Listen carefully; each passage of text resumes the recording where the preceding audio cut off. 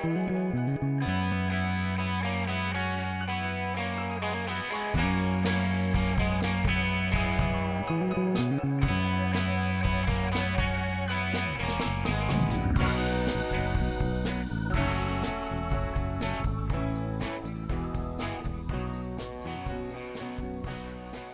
back, y'all.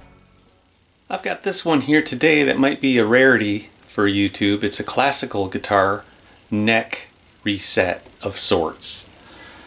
It's an Ibanez GA35TCE-DVS, and basically it's a thin-bodied classical guitar with electronics. It actually sounds pretty good. The strings have been off it for a while, and the deal with it is that the neck is loose. I'm going to get a close-up so you can see this neck joint right here. But I think what happened was that the previous owner or the shop that had it didn't realize that there was a bad joint there and that it was loose and the action was super high.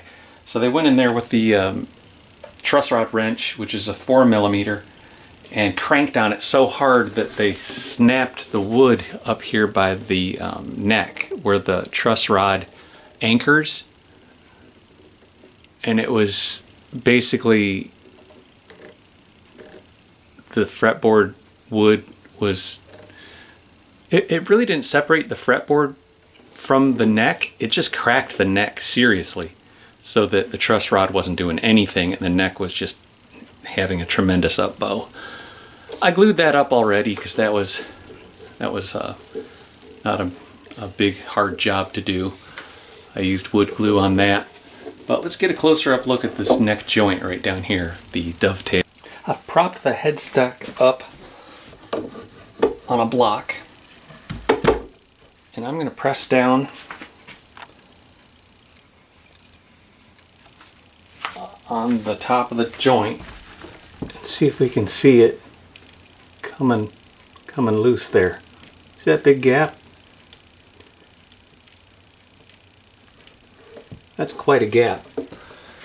The string tension was forcing the neck forward and making the string action ridiculous. So I'm going to try a couple things, see if I can get some sandpaper in there and change the neck angle slightly, squeeze in some glue, and do a neck reset without actually taking the fretboard extension apart. I'm scoring the joint in between the neck heel and the body. Try to break up any glue or lacquer that might be keeping me from getting some sandpaper in there.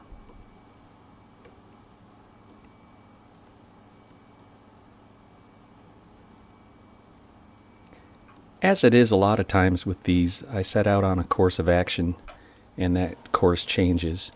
I tried to get some sandpaper in there. It went in a little bit, but all I really managed to do was tear out some of the heel paint. So I'm getting out the Japanese saw. The saw kerf itself is about 17 thousandths of an inch. So I'm taking a 20 thousandths of an inch feeler gauge and scoring a line on the heel, so that when I saw through the heel, I don't take a bunch of lacquer out with it.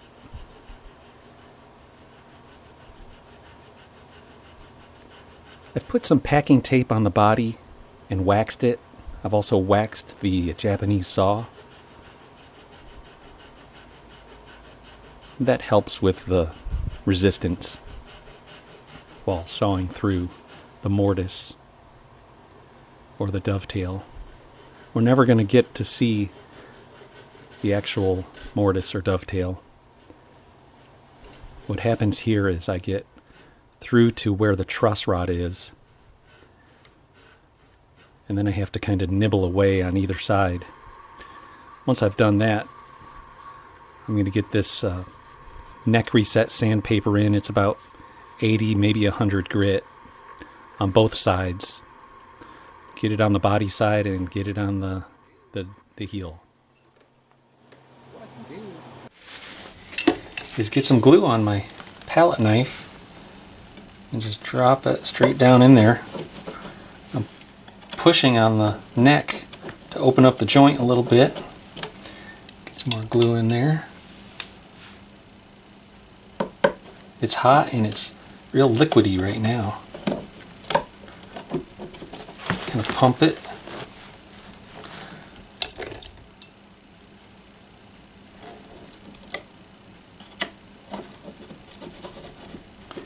Get it all the way down. Lots of it. It's kind of messy.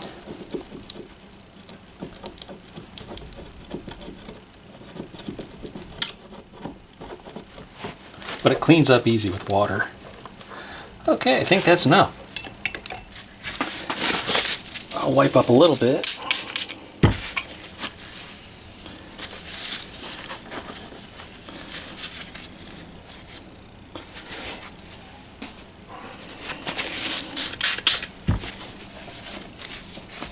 I can always clean a little bit later after I do this. Okay, so I'm going to switch. I'm going to take this foam and transfer it up to the nut. Place this little bit here, and place these weights right here.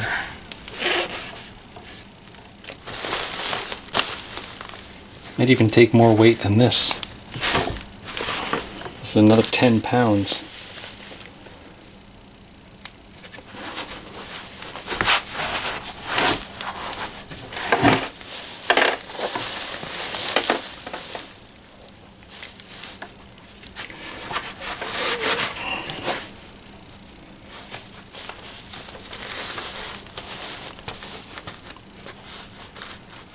Yeah.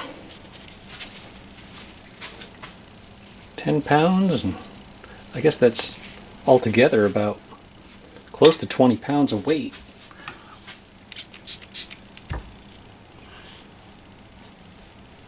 A little bit squeezing out there.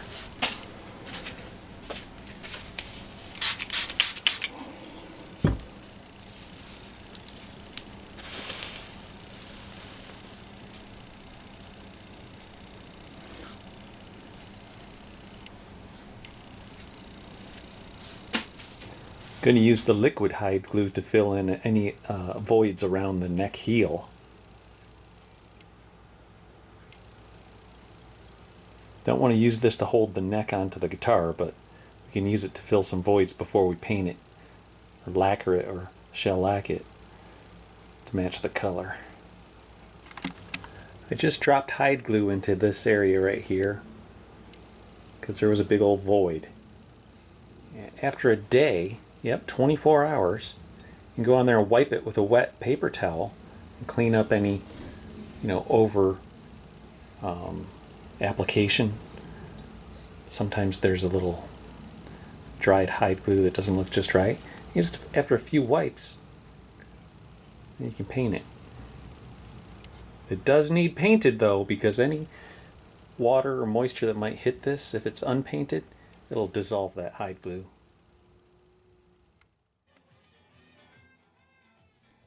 I've mixed up some shellac with color. This is a 2-pound cut, which is a pretty thin shellac. The color is black water-based pigment from Color Tone with Kalamazoo mahogany dye and just a skosh of red mahogany to give it this reddish purple brown color.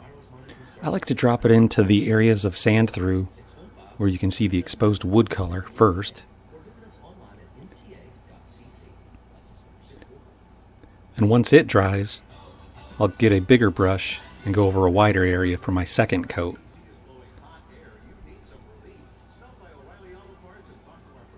If you have a thicker cut of shellac, it'll leave a lot of brush lines that you'll have to deal with. And you can deal with it in the clear coat, depending on how much clear coat you want to put.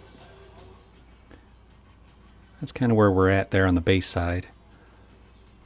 Over here on the treble side, I have I haven't sanded it. It's just that residual super glue leftovers. I'll go with some 220 grit sandpaper and then 320 to prepare it for the shellac. After sanding, I wipe it with naphtha. Here you can see the sand throughs. Made it all the way through the color coat down here at the first fret. But now that it's nice and smooth, I can paint it.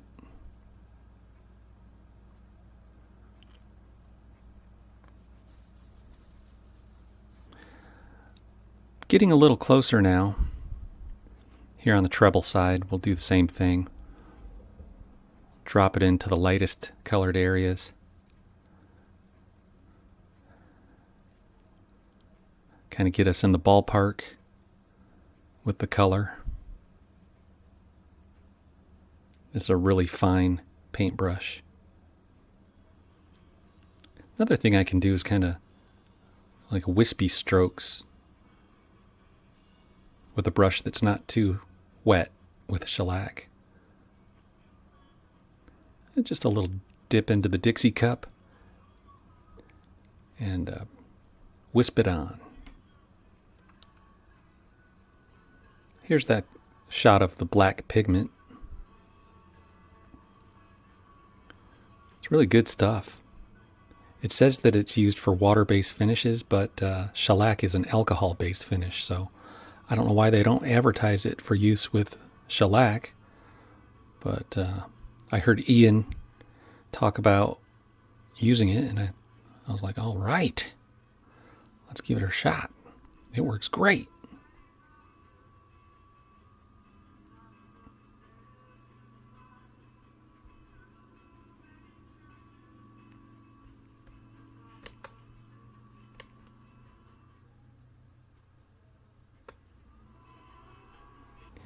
I'm taking a wider brush now with,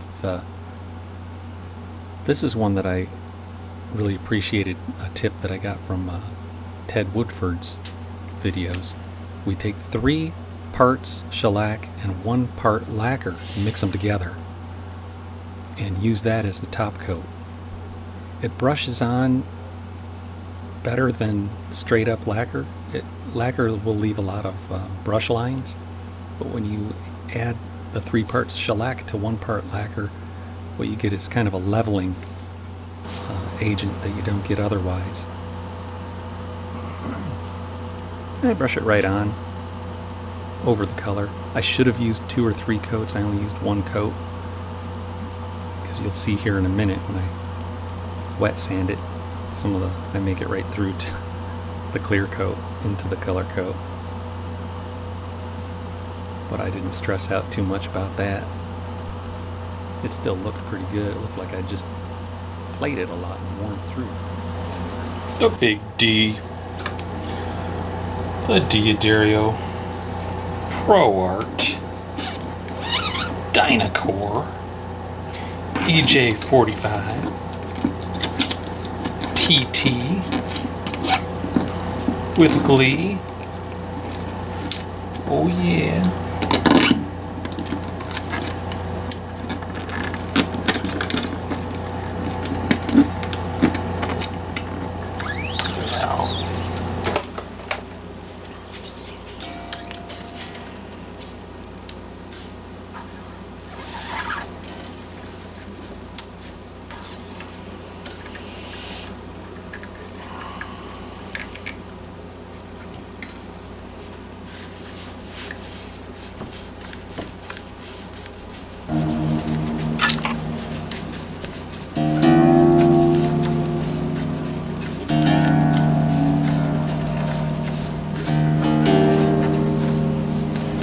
As far as the finish goes, you see where I brushed on that shellac. Now I'm gonna take out that little bump right there. I guess there's a piece of material of some kind. That's 600 grit wet sanded. Now I've got various grits here out of the water. Got 800.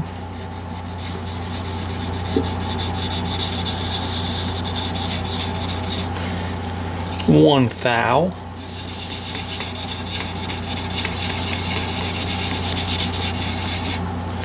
And 1200.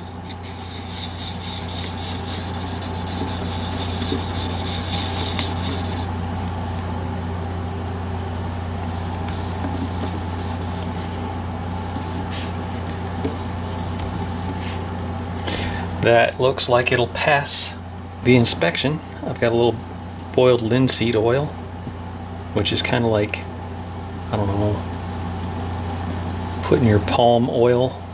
The oil that comes off your skin is kind of similar to this linseed oil, I'd say. Yeah.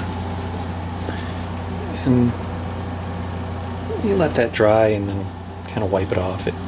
It should all be nice. I mean, nice enough. This is a couple $100 guitar. But it's all strung up. And the neck is not snapping off.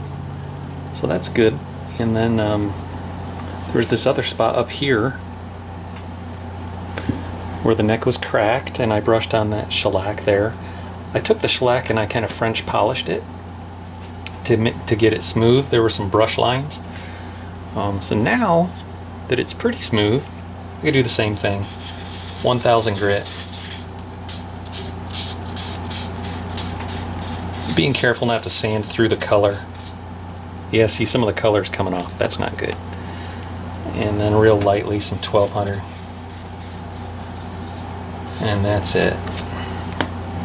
I don't want to take off any more color. Just want to put a little linseed oil on there. Just kind of rub it in.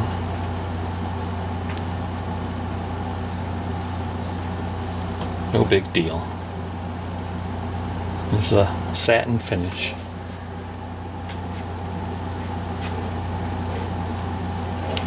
Very nice. The string tension on the nylon strings is not that great. It's nothing compared to a steel string guitar. Doesn't even need that dovetail, really. I mean, it would be nice, but we just use hide glue. Take a little look at this French polishing technique. You can see the little brush lines that I had here from some of that tear out, some of that. Take a pad like this with some denatured alcohol. This already has some shellac on it, and that has some shellac on it. Take the denatured and the linseed, just one drop.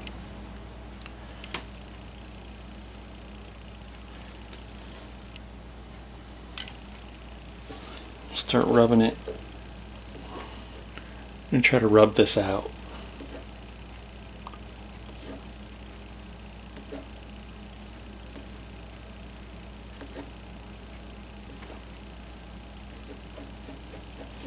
Get it moving. Get it moving real fast. Kind of melt it.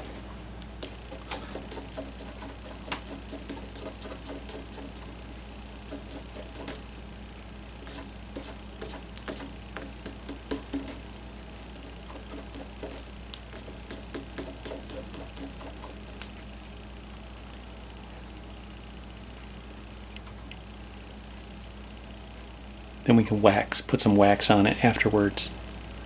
So the technique is to, like the next day, take some denatured alcohol on a paper towel or a cotton cloth and try to get all the remaining oil out of there, or get the oil off the surface, and then put on the wax.